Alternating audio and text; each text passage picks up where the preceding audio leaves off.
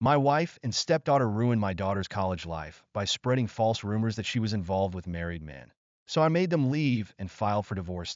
When I married Lisa, I thought we were building a new family, a second chance for all of us. But now, as I sit here in an empty house, every corner a reminder of my failures, I realize how wrong I was.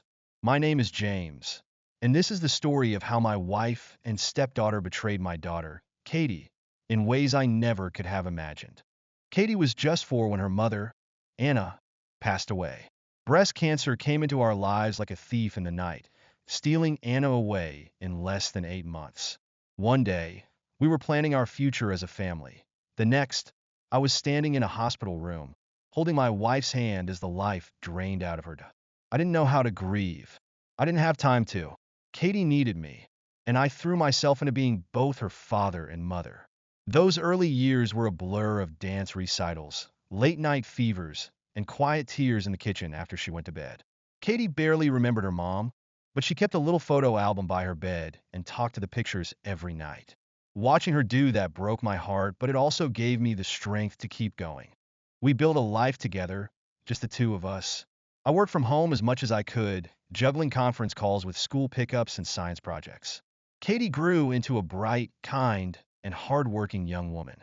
She was my pride and joy, the one good thing in a world that felt so unfair. When Katie was 11, I met Lisa at a parent-teacher conference. She wasn't Katie's teacher, but we kept bumping into each other at school events. She was smart, funny, and great with kids. Lisa was divorced, raising her own daughter, Maya, who was 13 at the time. We started dating, and it felt like a second chance at happiness. Katie was thrilled. She was starting to ask questions about girl stuff, things I had no idea how to handle. Having a woman in the house seemed like the perfect solution. Lisa seemed like the answer to all my prayers. After a year of dating, Lisa and I got married. We moved into my house, a decision that seemed logical at the time. It was bigger, in a better school district, and already felt like home. But that's when the problems began. Maya was polite when we were dating, but once we all moved in together, her attitude toward Katie changed. She became cold, even hostile.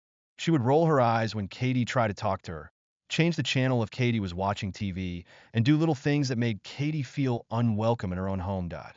Lisa brushed it off, saying Maya was struggling to adjust. She'll grow out of it, Lisa assured me. I wanted to believe her, but Maya never did. In fact, her behavior only got worse. In high school, Maya would tell people that Katie wasn't her real sister and mock her for not having a mom. Katie, ever the peacemaker, tried to be kind. She invited Maya to hang out with her friends and offered to help with homework, but Maya shot her down every time. It hurt to see Katie try so hard and get nothing in return. I did everything I could to support both girls equally.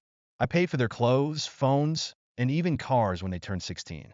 Lisa's teaching salary wasn't much, and Maya's father was unreliable at best. I didn't mind. I wanted both girls to have every opportunity. When college applications rolled around, I promised to pay tuition for both. Katie was thrilled to get into a prestigious nursing program, and Maya was already in her 3rd year of business school at the same college. I thought being at the same school might bring them closer. Katie was optimistic, even suggesting they grab lunch together or help each other study. Maya, predictably, ignored her. Everything fell apart last semester. Katie came home one evening, pale and silent. She skipped dinner, which was unusual, and the next day, she claimed to be too sick for class. After 2 days, I finally got her to talk. She broke down in tears and told me everything. Maya had been spreading vile rumors about her at school. Maya told everyone that Katie was having an affair with our married neighbor, Mr. Peterson. She twisted innocent interactions, Katie tutoring their youngest child, into something grotesque. Maya claimed Katie had a history of seducing older men, starting in high school. The lies spread like wildfire. Katie was humiliated. Her friends stopped talking to her, her professors looked at her differently, and someone even reported her to the dean's office. The investigation into her character made things worse.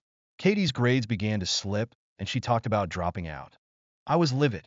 That night, I confronted Maya. She smirked as I spoke, then laughed and said, "Katie needs to learn her place."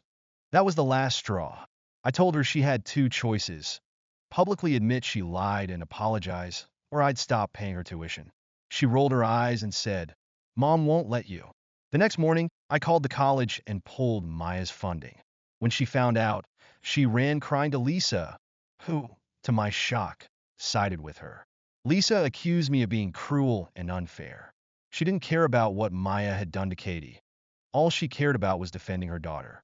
Lisa moved out with Maya a week later, leaving without a word to Katie. Watching my daughter cry as Lisa drove away was one of the hardest moments of my life. Maya's father, Mark, reappeared, claiming I was abusive for cutting off her tuition. He threatened to sue, though I knew he didn't have a case. Meanwhile, evidence of Maya's campaign against Katie continued to surface. Katie's friends came forward with messages proving Maya had been planning this for months. She even created fake email accounts to spread her lies. The final blow came when Katie revealed the root of Maya's hatred. Jake, her ex-boyfriend from high school. Maya had been obsessed with him and couldn't handle that he was now dating Katie. Her jealousy drove her to destroy Katie's reputation. Jake came forward with hundreds of messages from Maya, proving her harassment. Armed with this evidence, Katie and Jake went to the dean. Maya was expelled, and Katie decided to transfer to a new college. Jake transferred with her, refusing to stay at a school that let Maya's behavior go unchecked. Katie is thriving at her new college. She's made new friends, joined the tennis team, and is back to being the bright, ambitious young woman I raised. Lisa and I are in the middle of a contentious divorce. She's trying to claim part of Katie's college fund, but my lawyer is confident she won't succeed. Looking back, I see all the signs I missed. Maya's smirks, Lisa's excuses, the private jokes I wasn't part of. They all pointed to a deep-seated resentment I failed to address. I thought I was building a family, but I was wrong. I brought people into our lives who wanted to hurt my daughter. In the end, I chose Katie. I lost a wife, but I protected my daughter. That's all that matters.